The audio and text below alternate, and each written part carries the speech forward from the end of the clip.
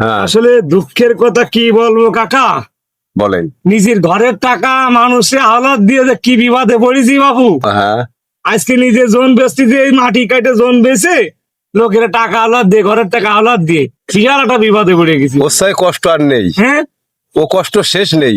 আপনার আমি আমার ঘরের টাকা আপনার আমি হাওলাত দিছি, দেখছেন? আপনার সাথে গেছি, এই, আপনি আমার উল্টো গরম দিচ্ছেন। আরো আমার হ্যাঁ। মাতৃবন্ধু আসতেছে। হ্যাঁ, এরম হচ্ছে, হ্যাঁ, হচ্ছে।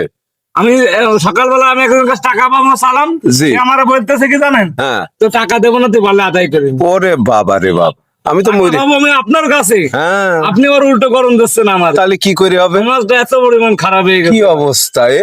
হ্যাঁ, আমার আপনার ঘরের টাকা? টাকা আপনার আমি আল্লাহ দিছি, কিন্তু আপনি আমার ঘরে মুখ খারাপ। ও, শেষ হয়ে গেলাম। হ্যাঁ, এটা আসছে না? আর না, বহু বর্তমান কিন্তু চাচা মানুষ কিন্তু টাকা আল্লাহ দিয়ে কিন্তু বাদ দিয়ে দিছে। বন্ধ করে দিছে। হ্যাঁ। আশা করি ভিডিওটি বুঝতে পেরেছেন।